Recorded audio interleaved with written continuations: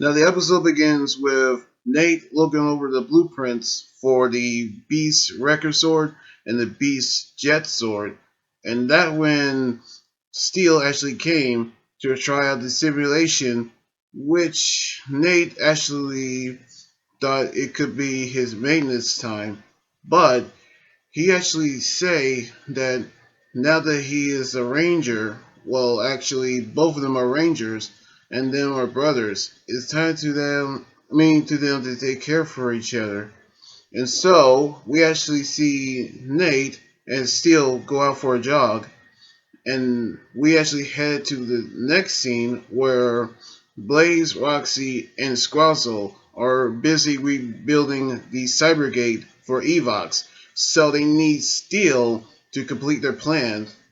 And that is when we actually saw Roxy and Blaze using an antenna to create a new robot monster called the Antennatron, and that's a good use for a monster. With that, he can actually hack into their communications throughout Grid Battle Force. And with that, we actually saw Steel and Nate finish their jogs, and they actually got a call for the other Rangers to meet up at the gym, in which the robot have heard their communications, and that's where they actually gonna meet. And we saw the Rangers meet each other, and Blaze and Roxy are actually there, and they actually come for Steel, and so they actually summoned the Tronics. So they actually had their unmorphed fight, which is actually Nate and Steel first unmorphed fights. And when they almost got their hands on Steel, they actually protecting him from the Tronics. And so they actually retreat, which we actually seen General Burke actually heard that they actually actor for Steel when they heard about Evas trying to get into the human world using his body. And the general actually states that Steel is much too important for him to be out. So they order him to be inside of a secure vault where they won't actually get to him. But that would actually mean he will actually stay there forever. Which still, I mean, Nate is actually upset. So the Rangers have thought of a plan to protect Steel, which that also meant disobey orders. But this doesn't matter because family actually comes first.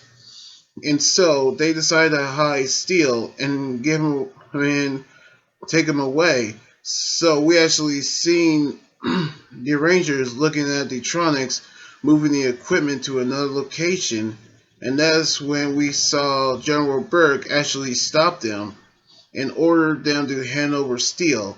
That's when Blaze and Roxy actually appeared, but this time they actually have captured Ben and Betty in exchange for Steel. And so they actually decide what to do, but Steele had decided to surrender himself to them.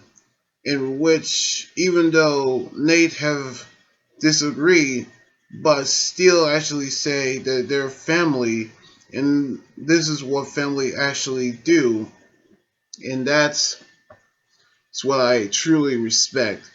And that's how they took Steele away. But now it's time for him to wait for the other Rangers to get him back. So they decided to morph. Again, this is actually Nate's first time morphing with the Rangers. And they actually gone to the warehouse where they saw the Cybergate is being opened for Evox to take over Steele's body. However, the plans actually failed because Evox say that Steel has human DNA inside of him, which means that he cannot actually possess the body. And so Steel using the Striker Saver to destroy the Cybergate. And with that, Blaze and Roxy and Squazzle have retreated while the Tronics and Antennatron are actually fighting the Rangers. And this actually gave them a perfect opportunity to use their new Giga Droid called the Antenna Droid. And that actually meant that Devin is using the Racer Sword Beast, battle mode to fight the Antenna Droid. But then he using his giant, the Gigatronics for his battles.